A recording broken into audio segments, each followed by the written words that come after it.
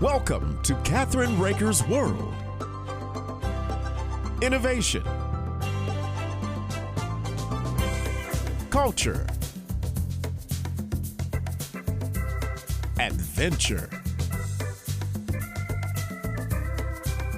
fashion and health, artists, destinations, traditions.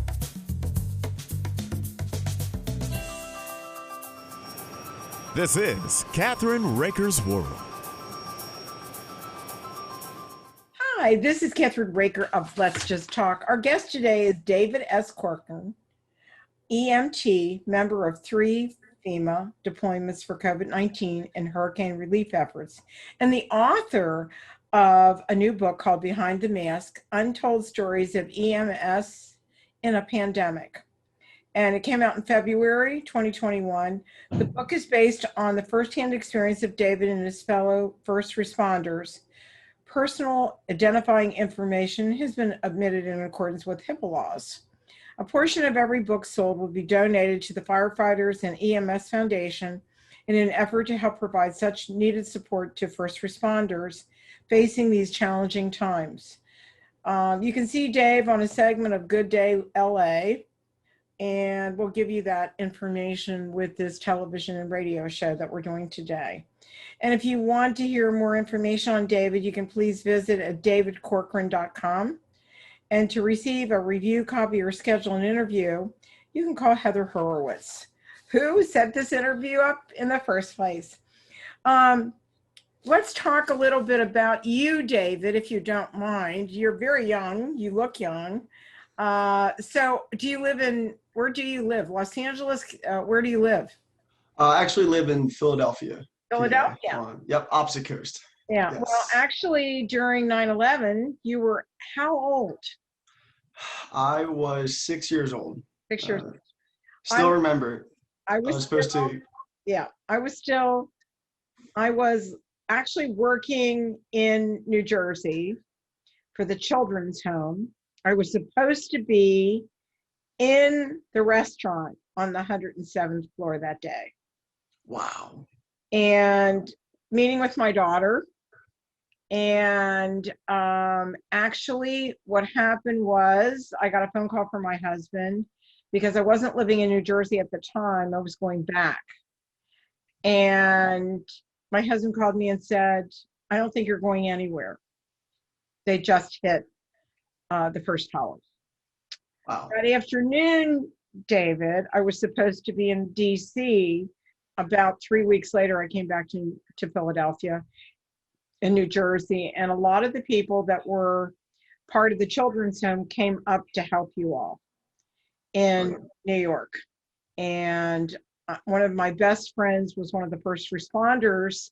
She lives in California today. So let's talk a little bit about why you wrote the book, why you're writing today, which is very exciting. And so let's talk a little bit about how long did it take you to write the book? And it's around a true story, correct? Yes, everything in the book is from firsthand experience that me or my coworkers dealt with throughout this past year during the pandemic. And when I was writing it, it actually didn't take too long to put together because each night when I was in New York City or South Texas on my FEMA deployments, at the end of my shift to kind of burn off some steam, I would kind of write about what I saw. And it was kind of my way of kind of just getting out my feelings and helping myself process all that we saw throughout each day. Because we were working 12, 16, some were 24 hours straight with maybe 4 or 5 hours of sleep a night for 40 to 60 days straight. Not a single day off. So it was exhausting. So when I returned back from each of my deployments, it was easy to kind of take my notes and the different experience I shared and kind of put them all together into a timeline-oriented story of my journey through the pandemic on the front lines. Well, it was complicated because of all the burnings and everything else that happened, correct? Yes. Yes. Oh, yeah. My publisher is actually in Philadelphia because I wrote co-authored my first book, Elizabeth Bromwell Chronicles of an Expat Spy. Oh, Some of it's true, congrats. some of it's Awesome. not. You have to guess what's true and what's not. And our All second right. novel is coming out. Novella is coming out. I wrote with my son. And actually, it's called Elizabeth Bromwell, The Case of the Chinese Leopard. Hmm. It's really Sounds scary. very interesting. So anyhow, being an author can be, I represent a lot of authors. So I know exactly what it's like. And especially when you put your pen, or your typewriter going or whatever it was that you do it with today. When did you become a first responder? So first responders, when I graduated college, 3 years back, actually, from 3 years ago exactly. So Were your parents excited or not excited? they were definitely excited. I come from a medical family, so doctors and PAs and Ps, but they were not thrilled when I joined the FEMA team, which gets sent out to natural disasters throughout the nation. So it's a little nerve-wracking when I get sent away. But I think this year had to be the toughest year Mhm. because there was so much anarchy in New York and Philadelphia.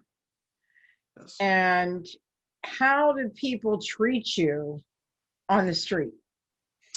Yeah, and that's kind of the main reason why I wanted to write this book.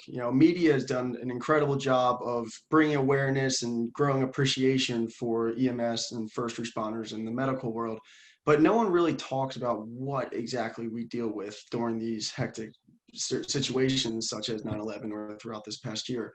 And that's why this book kind of gave me a chance to kind of dive into the firsthand experiences, as I said earlier, that we dealt with unfortunately unfiltered horrific examples of what we went through, and it also dives into the emotions and the physical and emotional toll that it took on us, as well as the civilians that were around us, and the showering of appreciation that came from just they were so desperate for help during the peak of this pandemic, and we were there to offer them a glimmer of hope in dark times when they felt alone and isolated. So just a lot of emotions this book kind of really dives into and breaks down. Mhm. Yeah. Now, you're talking about during the pandemic in New York, especially? Yeah, New York was my biggest one because that was when it was the epicenter, quote unquote epicenter, and it was at the peak. It was March through May, right when the pandemic was really ramping up. And then I also had a second 40-day deployment in South Texas 2 months after when another spike started occurring. But yeah, bulk of it is Texas, sorry, New York, solely because of it was all the raw emotions of not only us, but also the civilians that were going through it in the city. I had COVID in March. Really? Yes. I had a light case of it. I wish I wouldn't have taken the vaccine because I'm allergic to it. They found out, Really? yes. Wow. And it is still working on my body, unfortunately. Mm. And, I'm a proponent of certain things, but I think we had a cure in the very beginning that President Trump took. And I think that we are rushing to vaccinate little kids, which I don't think is a good idea because we don't know what the effects of it. But let me ask you a question. Did you have to deal with not only the pandemic, but all the riots and everything else that went on in Philadelphia and New York or not? Certainly. And again, that's why I wanted to write this book because everyone thinks that since there's a pandemic going on, all we focused on was COVID. No, a lot of my calls honestly were related to the isolations from the lockdowns and whatnot. People just alone and watching all this fear and horrible news, just reports of everyone dying here and there and this and that. And they just were not aware what was going on. So we kind of acted as therapists and educators for a lot of the homes we went into. Now, obviously, we dealt with COVID a lot naturally because it was around, but then we also dealt with the day-to-day things, as you said, the riots, and there was fires and stabbings and shootings, and there was a lot more that we had to deal with outside of just COVID. And to break it down, we were running about 14 calls a day, 16 calls a day. Of those 14 to 16, I would say maybe 8 were COVID, like so half were COVID related, and the other half were a mixed bag of you never knew what you were walking into. Were your parents afraid for you when that happened? Certainly. And unfortunately, a lot of us, we didn't want to put our family through the emotional toll that we were dealing with. So we kind of masked what we were going through and kind of lied to our relatives, kind of like to calm it down, like, no, we're fine, don't worry, yada, yada.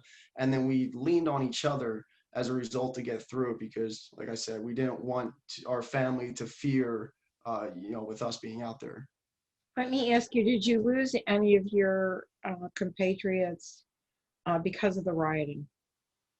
Because of the rioting, I did not. I did lose 2 coworkers, one to suicide, unfortunately, another to illness, related to COVID, they said. But luckily, nothing from the riot, so that was good. One of the things that I wondered was Philadelphia was hit hard, Mhm. as well as New York. Yes. Um, were you shocked when the governor sent all of those seniors to the nursing home that had COVID? When we had the boat, we had the Javits Center. What did you think? What did your EMS and medical personnel think when all of a sudden we're not using it? Why? Yeah, and it's kind of crazy. We had no idea of these things because obviously they didn't come out till a few months later or a year later, whenever it came out. So when I personally first heard the news, and I looked back and I was like, wow. So looking back, I was kind of shocked when I heard the news because it kind of all added up when I was looking back. Because I remember being on the streets when the ship first came in, and we were given instructions. We're going to take those who are COVID negative to the ship. We're going to do this, and now there's 10 set up. The retirement homes we're going to evacuate to clear. But we found out like when we was coming, the ship was only like a max. I think it was like at one point only 25% capacity used, and to the point where it literally set sail and left the city. I think 2, 3 weeks later, after just because there was no point of it being there because staffers were just sitting around doing nothing because they didn't have enough patients in there. And looking back, we wondered why. Now, naturally, there was a lot of chaos, we were learning as we went along. But looking back, it's like, wow, we wasted that ship, and kind of starts to add up. As more things come out, as people weren't sent to where they needed to be, and there's a lot of miscommunication or mistrust Right. in the Well, I process. happen to be not fake news. Yes, I'm I agree. conservative. I'm very there. So we work with EMS, we work with the military, and I work with first responders. So I want to thank you for your service. That's Thank you. tell me something. How long did it take you to write the book? The EMS book took me, I would say, roughly a month to get to. Like I said, I did a lot of the writing throughout my deployments to kind of help process what I was dealing with. So it was just kind of taking those stories and then putting them into, like I said, a timeline, a chronological order to have the reader go through it with me. Right. Yeah. So your family are all medical, or different types of medical, or EMS or whatever. Yes. Now with the EMS, you're how long in this? You can retire in it, can't you? Hmm. Okay. Yeah. So, do television shows that you see today reflect what's really out there or not? Yes, there are definitely some cases that are like the TV shows you see, but they fail to keep in mind that with every one of those cases, you have 20 or 30, a woman stubbed her toe, or a gentleman can't get out of bed. So there's Right. a There's lot more. of Yeah, right. boring scenarios that come with that one. We're going to take a short break, and we'll be right back with our guest today, David S. Cochran, EMT, member of 3 FEMA deployments for COVID-19 hurricane relief efforts, and the author of Behind the Mask, Untold Stories of EMS in a Pandemic. We'll be right back.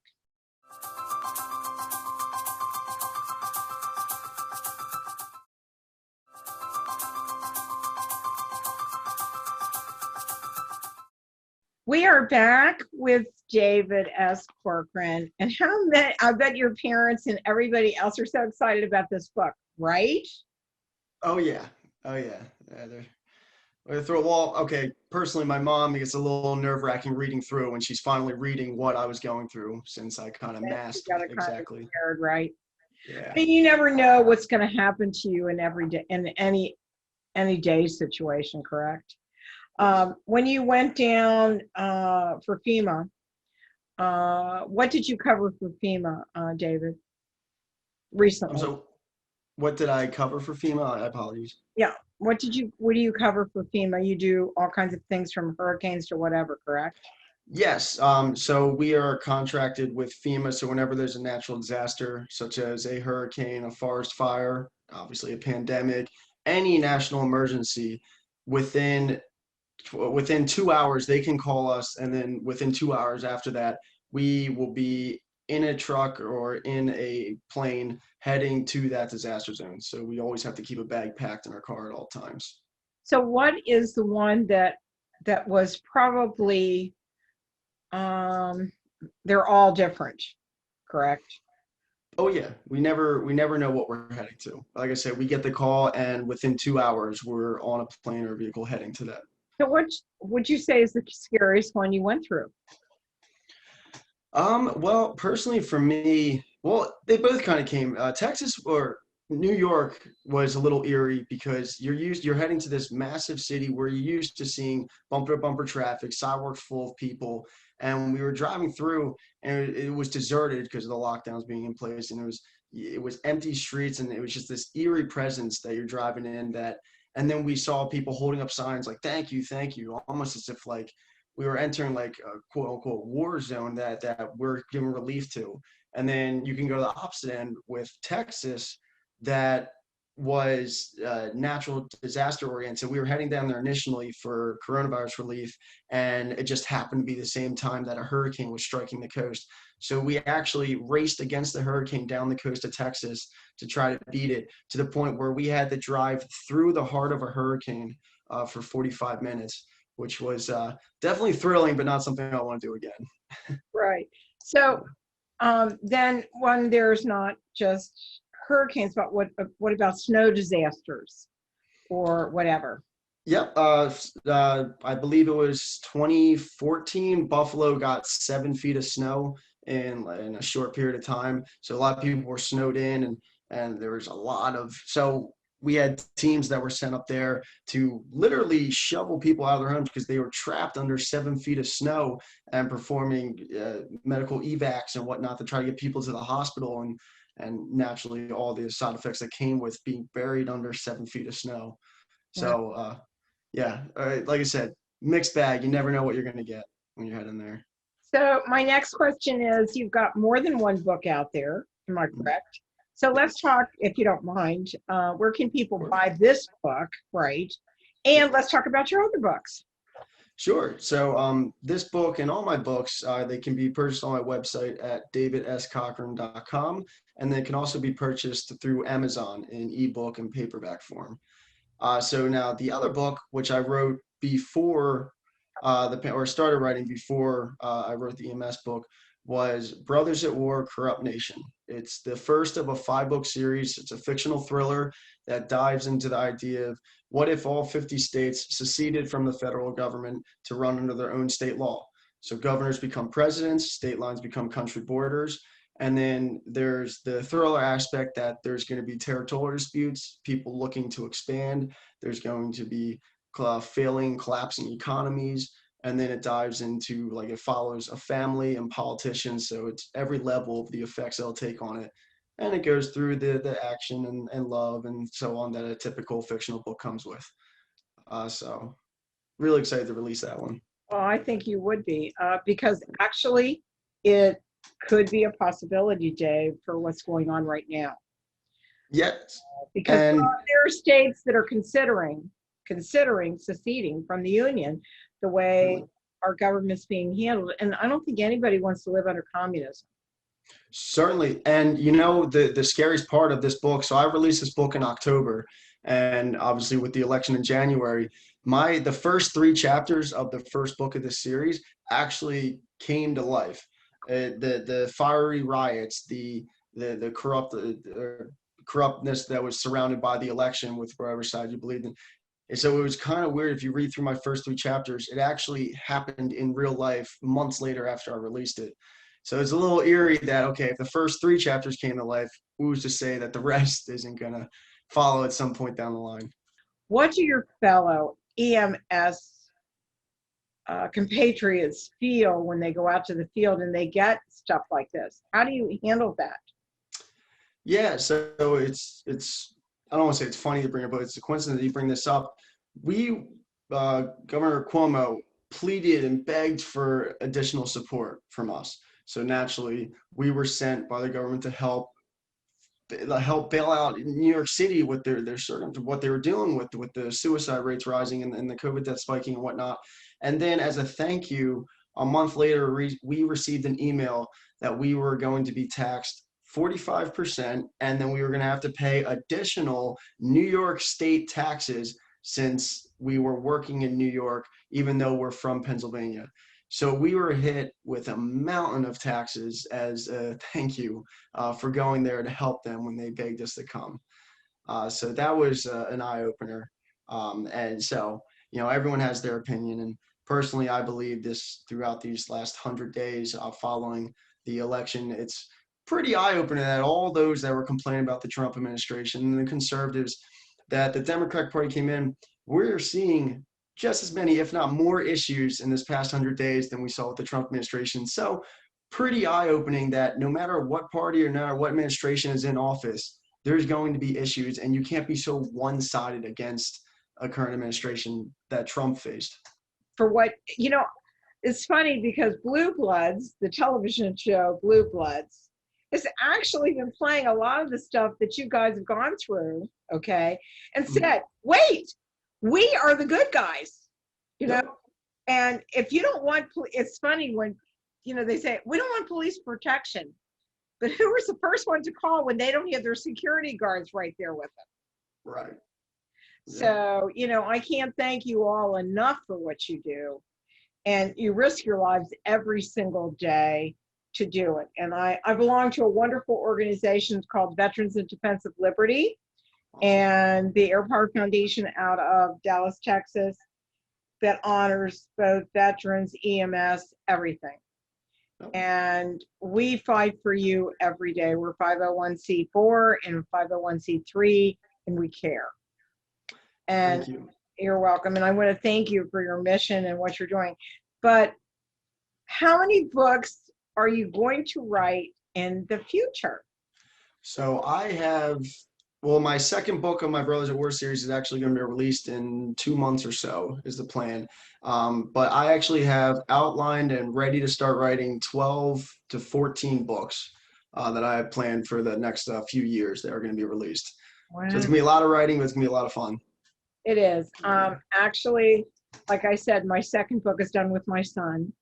Awesome. He's been a writer and also love, he's my oldest.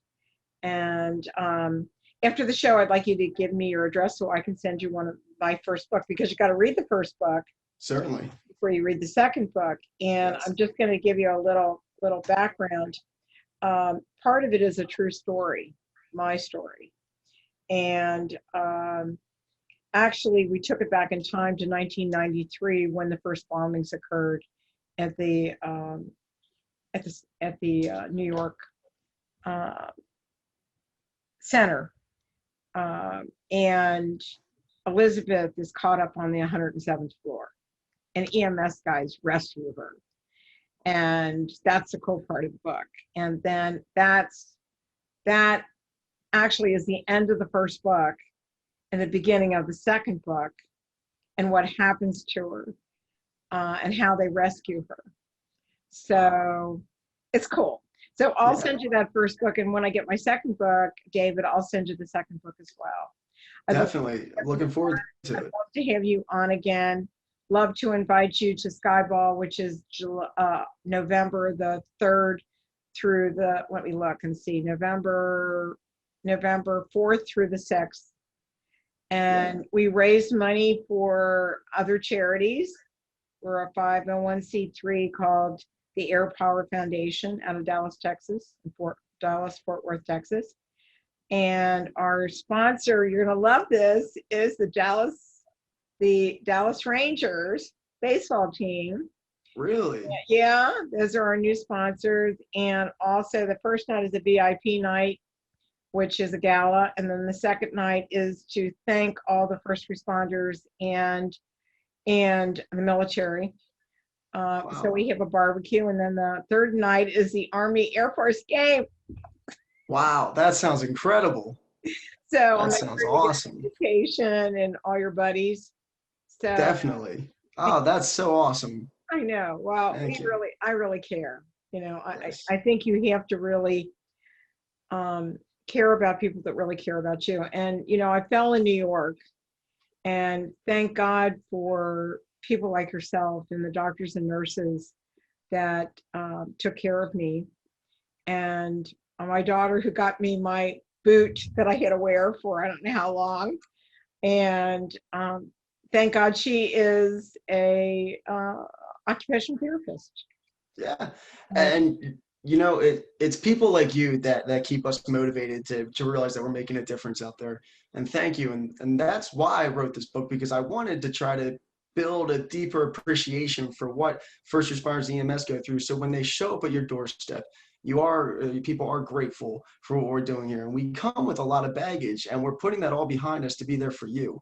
So I really appreciate people like you and what you're doing. Thank you so much. You're going to be on both my radio and television shows, David. I'm also on Simul TV, which we have 4 channels for veterans and first responders now. We're on 139 channels across the world. And I want to introduce you to Stephen Turner and have your books, have him look at them, because we do movies and we also do television series as well. And That'd be incredible. I can't wait to introduce you. How about that? I can't wait for that either. This is surreal. Thank you. Oh, you're welcome. And thank you for joining us today on Kathryn Raaker's World and Let's Just Talk Radio.com. Thanks for joining us.